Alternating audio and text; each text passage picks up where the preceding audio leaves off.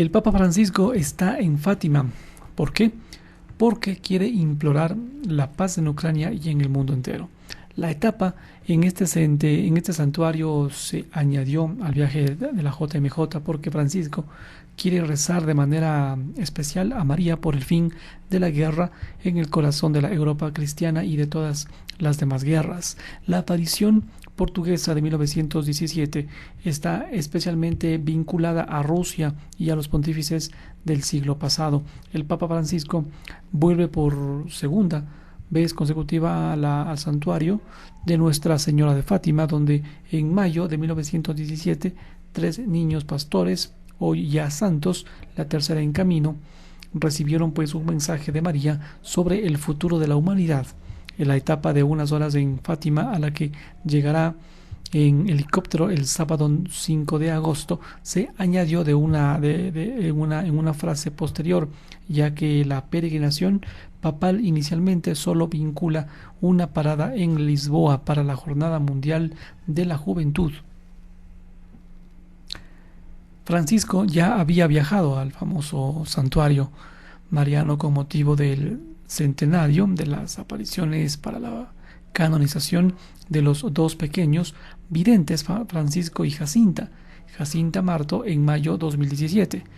El hecho de que haya decidido acudir de nuevo a los pies de la Virgen de Fátima es muy significativo, y las intenciones del pontífice están vinculadas a la tragedia de la guerra que afecta a la atormentada Ucrania, bombardeada por el ejército ruso, pero también a las muchas guerras olvidadas que están en curso en todo el mundo. Es un gesto el del obispo de Roma que pueda relacionarse directamente con otro que lo realizó poco más de unos meses después del estallido de la guerra, el de la consagración de Rusia y Ucrania al Inmaculado Corazón de María, celebrado en San Pedro el 25 de marzo del 2022. La consagración en mención de Rusia, de hecho, fue solicitada por la aparición en el mensaje a los niños pastores de Fátima. Hace 16 meses más o menos Francisco había rezado así: nosotros hemos perdido la senda de la paz, hemos olvidado la lección de las tragedias del siglo pasado, el sacrificio de millones de caídos en las guerras mundiales, hemos desatendido los compromisos asumidos como comunidad de naciones y estamos pues traicionando los sueños de paz de los pueblos y las esperanzas de los jóvenes. Tú estrella del mar, no nos dejes naufragar en el tormento de la guerra, líbranos de la guerra, preserva el mundo de la amenaza nuclear. Cierra su oración. Fátima y la historia de los papas. En este punto, las apariciones portuguesas están vinculadas a la historia de los papas del 900 y se entrelazan con sus biografías personales. Por aquí tenemos a Benedicto XVI o Benedicto XV en plena primavera, en la primera, mejor dicho, en plena Primera Guerra Mundial. Decidió pues el 5 de mayo de 1917 añadir la invocación: Reina de la Paz, ruega por nosotros, a las tradicionales letanías lauretanas rezadas después del rosario pocos días después.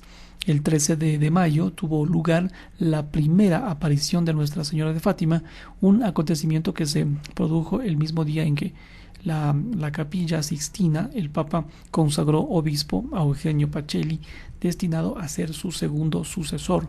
Convertido en Pío XII, aquel 31 de octubre de 1942, Pacelli consagró al corazón inmaculado de María a los pueblos separados por el error o la discordia.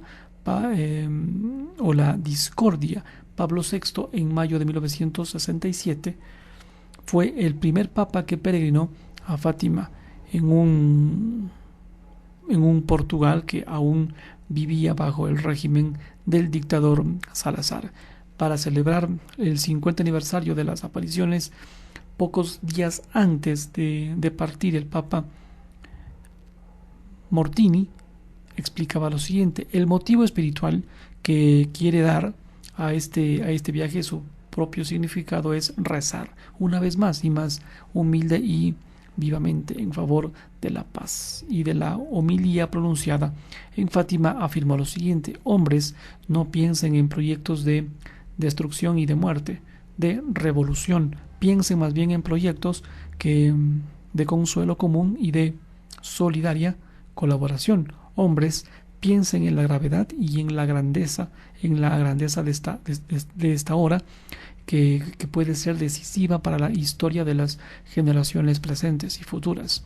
Pablo VI describiría la gravedad de la situación histórica en tonos nada tranquilizadores. Por un lado, el gran arsenal de armas terriblemente mortíferas y un progreso moral que no va a la par con el progreso científico y técnico.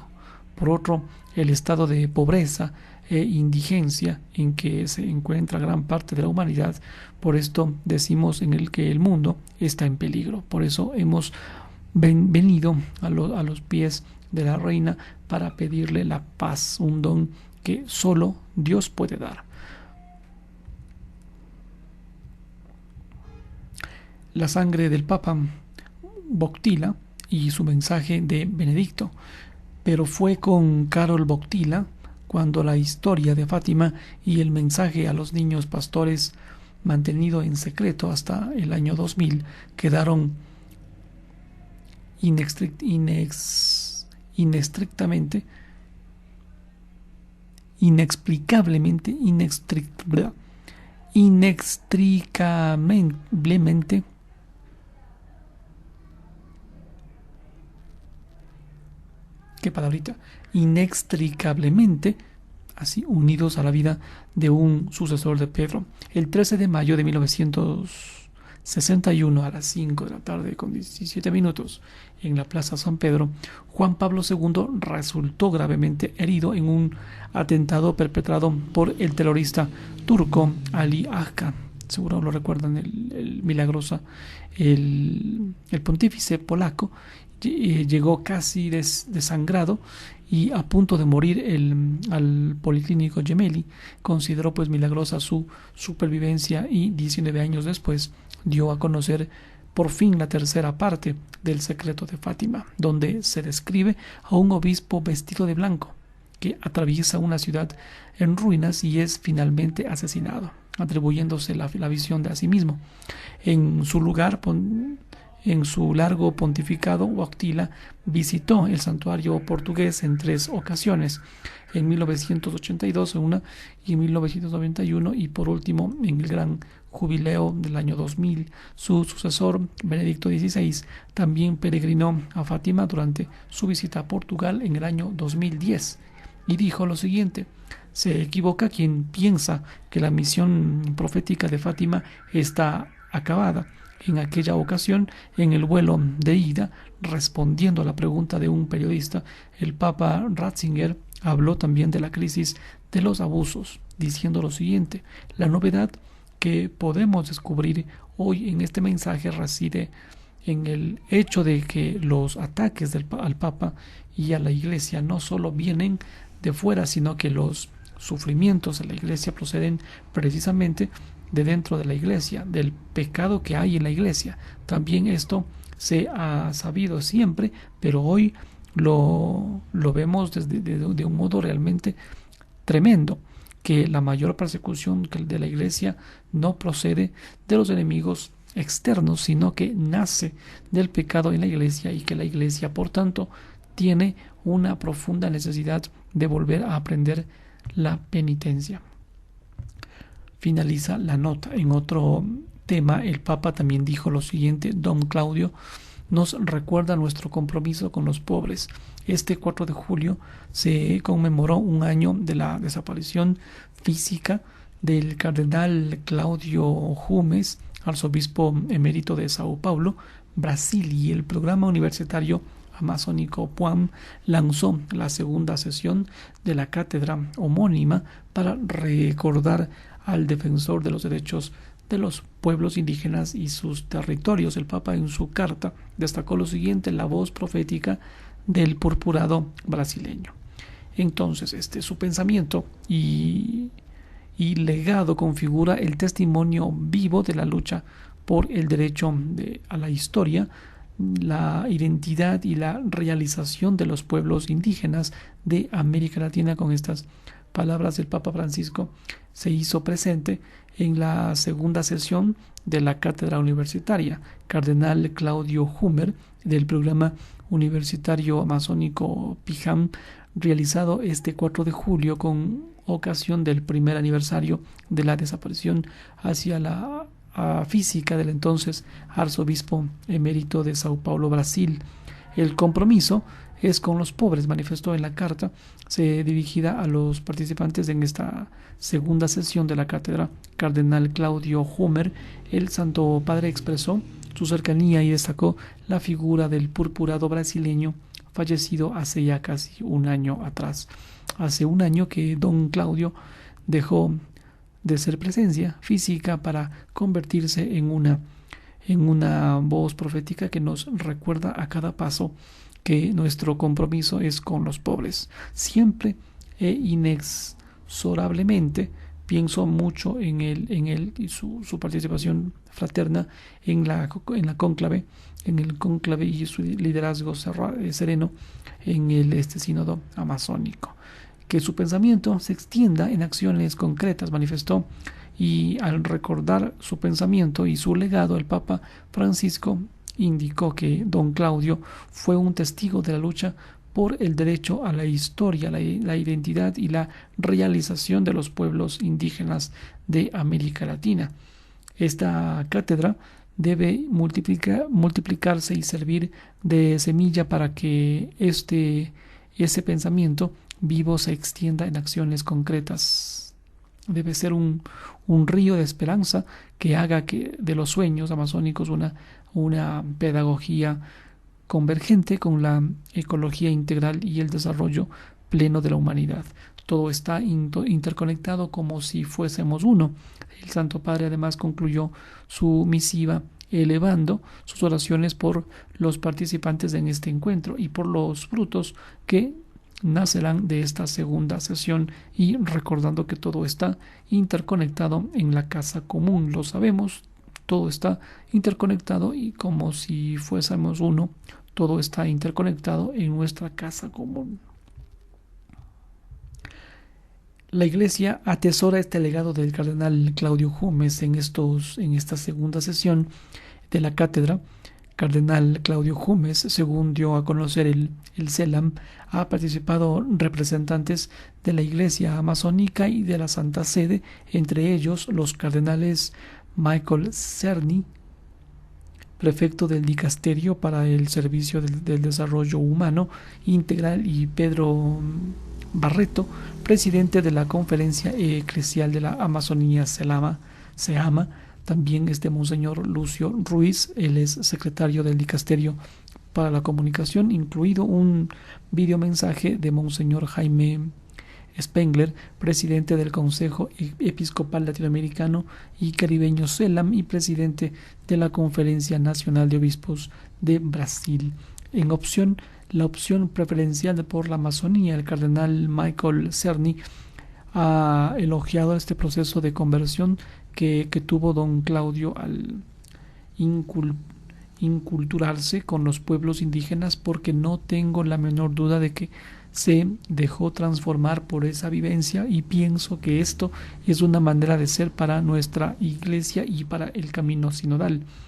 Él se abrió mucho a las realidades, a las personas, a las comunidades, a la tierra, a la creación, y esto es lo que celebramos el día de hoy. Desde aquí le agradecemos, dijo el Papa, a Dios por todo el legado que nos dejó, y estamos recogiendo los frutos no solo de su ministerio, sino de su conversión. Tenemos confianza de que seguirás inspirándonos para que los pueblos sean protagonistas de su propio desarrollo. Por su parte, el cardenal Pedro Barreto aseguró que tuvo la enorme gracia de compartir de cerca sus últimos 8 años y medio de vida. Recuerda que se conocieron en el 2014 en Brasilia, cuando se fundó, o cuando ellos fundaron la REPAM. Se mostraba como un pastor sencillo y firme para expresar sus convicciones de fe y sus opciones claras en favor de los más pobres y olvidados. Era impresionante, dijo, su amor por toda la citación de Dios y su opción preferencial por la Amazonía y sus pueblos originarios. Era su pasión. Recuerda también que sus palabras proféticas de don Claudio, quien decía que la crucifixión de la Amazonía desata el sufrimiento de muchos hijos e hijas de Dios. Los pueblos amazónicos y los pueblos indígenas corrían el riesgo de perder el derecho a vivir una experiencia fundamentalmente de ser destacado de la sociedad. Además, destacó que el cardenal Jumes no solo se quedaba en la denuncia, anunciaba la esperanza con profunda convicción de fe del sueño de una iglesia con rostro amazónico, porque en medio de la noche más oscura, con la muerte de Jesús, se impuso la luz de la resurrección.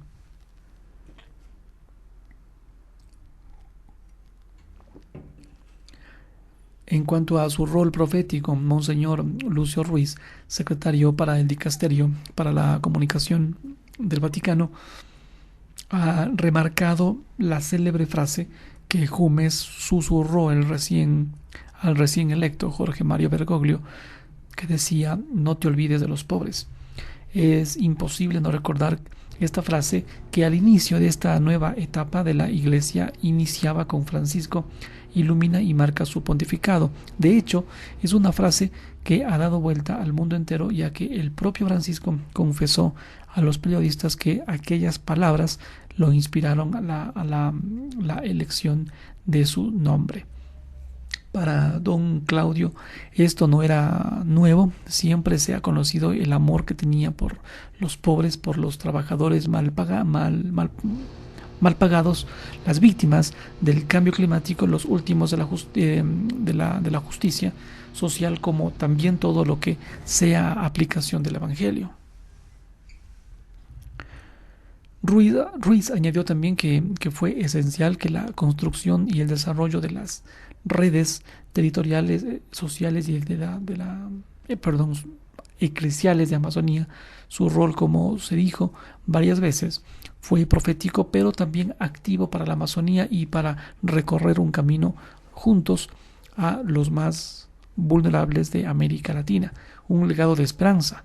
Desde el Instituto para el Diálogo Global y la Cultura del Encuentro se han sumado a esta iniciativa la Luis Lieberman, fundador de este instituto de mención, el mismo que ha promovido en todo el mundo el 27 de marzo como Día Mundial de la Esperanza. Celebró este espacio en el aniversario de la partida del maestro, profeta y padre de la Amazonía, que ilumina este caminar juntos. Destacó además 3 aspectos fundamentales en el pensamiento de Jumes: el rol de la Iglesia en el ámbito del conocimiento de este siglo XXI, marcados por muchos liderazgos y la necesidad de confraternizar. El segundo aspecto, la constitución jurídico-canónica como resultado concreto del sínodo, y que ha tenido su mayor punto en la constitución del SEAMA. Tercero, respetar pues el testimonio de los pueblos originarios. Y por su parte, Gabriela Sacco, directora del instituto, ha resaltado que el sentido profético del legado de Jumes nos deja la esperanza que requiere ser construida en conjunto, puesto que son los profetas quienes cambian la historia, se atreven a abrir completamente las puertas de la libertad humana. Siempre fueron a los márgenes, porque desde ese lugar se puede ver a través de las idolatrías del centro. Finaliza el comunicado. Hopping Together Mongolia publican un programa, logotipo y lema del viaje apostólico del Papa. La oficina de prensa de la Santa Sede divulgó ya los detalles. Este jueves 6 de julio el pontífice se dirigirá a la nación asiática este 31 de agosto al 4 de septiembre del 2023. La visita fue confirmada este 3 de junio pasado. Hace un mes el Santo Padre partirá a Ulaanbaatar, capital de la República de Mongolia, este jueves 31 de agosto del presente año, a las 18:30 más o menos, desde el Aeropuerto Internacional de Roma Fiumicino. Lo da a conocer pues el programa del viaje apostólico del Papa Francisco al país, publicado este jueves 6 de julio por la oficina de prensa de la Santa Sede. Se trata de una visita muy esperada a una nación que cuenta con menos de 1.500 católicos y que fue confirmada este 3 de junio pasado por el director de la sala de prensa del Vaticano, Matteo Bruni. Este viernes 1 de septiembre a las 10 de la mañana llegará al Aeropuerto Internacional Chingis Khan de Ulaanbaatar y se desarrollará la ceremonia oficial. Un día más tarde, el sábado 2, la plaza Sukhinbatar acogerá pues la ceremonia de bienvenida a las 9 de la mañana. Posteriormente, a las 9:30, el pontífice hará la visita de cortesía al presidente de la República, Ukanangin Kurelsuk, en el Palacio del Gobierno. Después, a las 10:20, se encontrará, como es habitual, con las autoridades, la sociedad civil y el cuerpo diplomático en la sala Ik-Mongol del Palacio de Gobierno. Así, él pronunciaría ya su primer discurso público. A las 11 de la mañana se reunirá con el presidente en el Gran Jural del Estado, que es la sede del Parlamento, y a las 11:10 con el primer ministro Luisanam Reins Oyun Erdene. Luego a las 4 de la tarde tendrá el encuentro con los obispos, sacerdotes, misioneros, consagradas y agentes de pastoral en la catedral pues de los santos Pedro y Pablo, donde pronunciará su segundo discurso. Este domingo 3 a las 10 de la mañana el obispo de Roma participará del encuentro ecuménico e interreligioso en el Home Teatro. En dicha ocasión el Papa dirigirá pues unas palabras a los asistentes. A las 4 de la tarde Bergoglio presidirá pues la Santa Misa dentro del Step Arena, un estadio, y tendrá pues a su cargo la homilía. El lunes 4, que será el último día de su visita, el sucesor de Pedro se reunirá a las 9:30 con los trabajadores de la caridad e inaugurará la Casa de la Misericordia. En este marco pronunciará un discurso y enseguida pues la ceremonia de despedida tendrá lugar en el Aeropuerto Internacional Chingis Khan a las 11:30 para despegar en torno a las 12 horas, llegando alrededor de las 17:20 al Aeropuerto Internacional de Roma Fiumicino. El lema y el logotipo del viaje, junto al programa, la sala de prensa vaticana hizo público el lema y su logotipo del viaje. El lema es Hoping Together y fue elegido para resaltar pues los dos aspectos de la visita del Santo Padre a Mongolia, que es a la vez una visita pastoral y visita de Estado. La esperanza es una virtud específicamente cristiana, pero comúnmente aceptada también en círculos no cristianos, explica la descripción. En consecuencia, pues la palabra juntos subraya la importancia de la cooperación bilateral entre la Santa Sede y Mongolia. El tema representa así un ideal compartido y un aspecto definitivo de este viaje apostólico. La presencia del Santo Padre representa para esta pequeña porción del pueblo de Dios un signo de inmensa esperanza y aliento. Al mismo tiempo, la Iglesia en Mongolia por su tamaño e influencia relativamente pequeños, puede ofrecer un signo de esperanza para la Iglesia Universal. Encima de las palabras de este lema está el mapa de Mongolia pintado con los colores de la bandera nacional rojo y azul, que contiene un ger o yurta, la vivienda tradicional mongolia, del que sale una estela de humo amarillo. El amarillo es el color del Vaticano. A la derecha del ger hay una cruz, y entre estos dos elementos se encuentran dos inscripciones verticales en la lengua tradicional mongolia que repiten el lema esperando juntos. En otro tema, para acabar este informe, la sangre de los mártires remueve la profundidad de la historia. El rector de San Bartolomeo Alisola, que alberga el memorial dedicado a quienes han perdido la vida por su fe, es uno de los miembros de la comunión creada por el Papa Francisco para el jubileo 2025, y que deberá recoger los testimonios de martirio de los últimos 25 años. Conocerlos es fundamental, son perlas del Evangelio y relatan estas áreas del mundo de las que se habla muy poco. Fieles coptos en Libia asesinados por el Estado Islámico, víctimas de los atentados de Pascua en Sri Lanka en 2019, las religiosas Luisa Dari Orto en Haití y María de Copi en Mozambique, y los padres Santoro en Turquía y Jamel en Francia. Se trata de algunos de los nuevos mártires en los últimos 25 años, cuyos testimonios serán recogidos por la comisión instituida por el Santo Padre y Francisco para el próximo jubileo. Como ya sucedió en el jubileo del año 2000, entre los miembros se encuentra también el sacerdote Angelo Romano de la comunidad de San Egidio, sería mejor, rector de la Basílica de San Bartolomeo a Lisboa, dedicada precisamente a los mártires del siglo XX y XXI.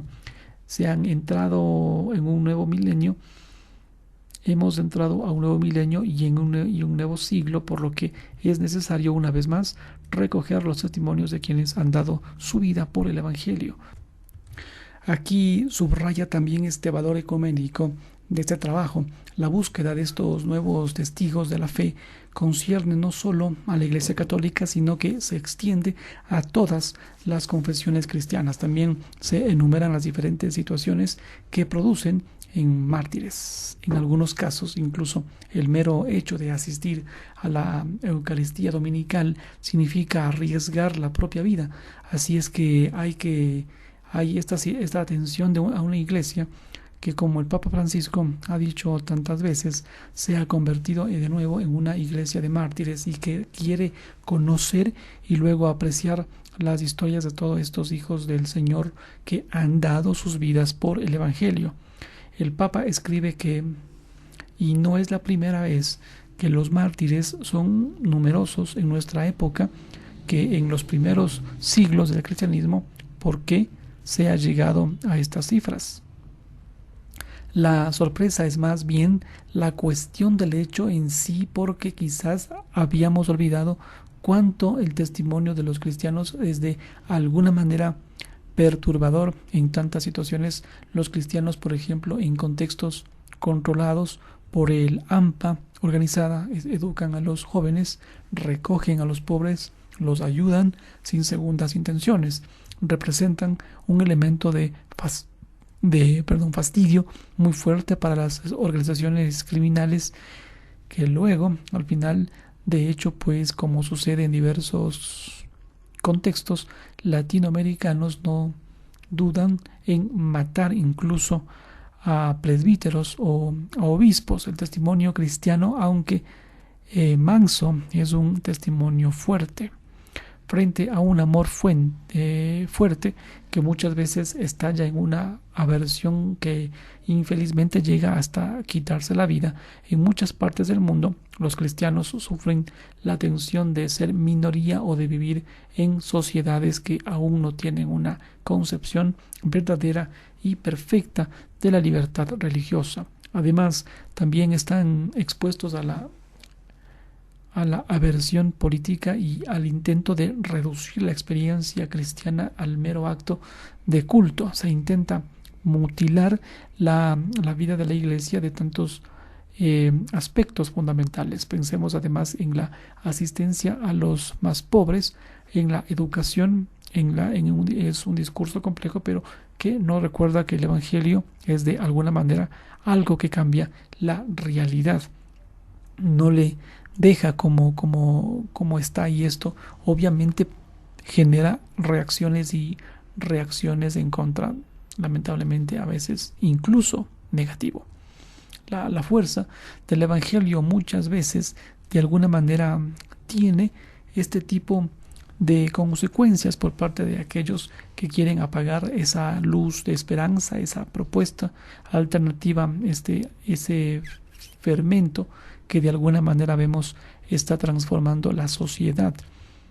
Usted, le pregunta, es rector de San Bartolomeo y Alisola en Roma, en una iglesia dedicada a los mártires de los siglos XX y XXI, y donde hay un monumento conmemorativo.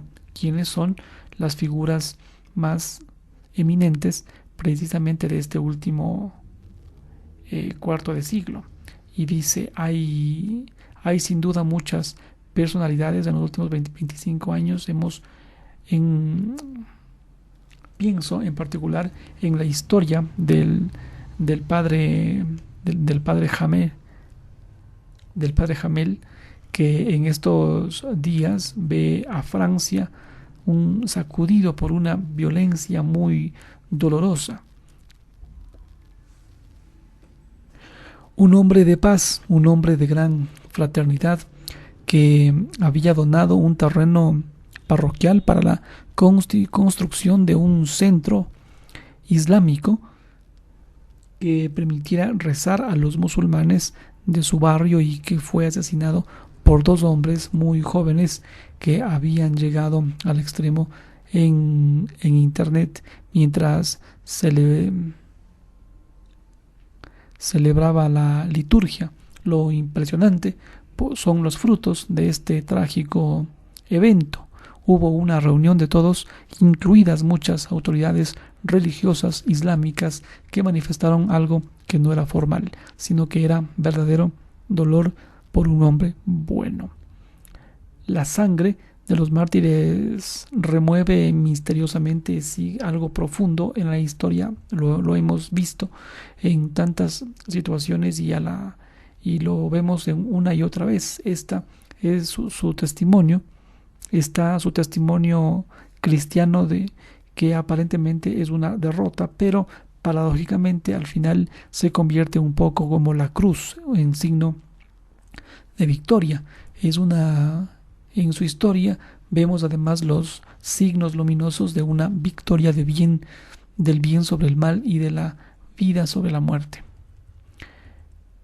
Conocerlos ya es algo fundamental. De hecho, la tarea de la comisión, como se desprende de la carta del Papa Francisco, que fue también la tarea de la Comisión de los Nuevos Mártires con vistas del jubileo del año 2000, es precisamente la de recoger las historias, por lo tanto recoger testimonios sobre estos acontecimientos para que sean conocidos. Lo cierto es que la mayoría de estos testigos de la fe viven en un contexto del que no se habla o se habla muy poco, como Haití, por ejemplo, como Kivu de la República Democrática del Congo, o como algunos rincones de Oriente Medio. Conocer sus historias significa también abrir una grieta en un velo de silencio que tantas veces no nos permite conocerlas y apreciarlas. Pero con historias atractivas, son historias hermosas, son perlas del Evangelio que es absolutamente necesario contemplar. Mueven a la contemplación, a la admiración y a la gratitud, gracias a una vida que ha sabido llegar a donde humanamente nunca se debería llegar, es decir, al don de la vida, pero a través de un camino iluminado por la gracia de Dios.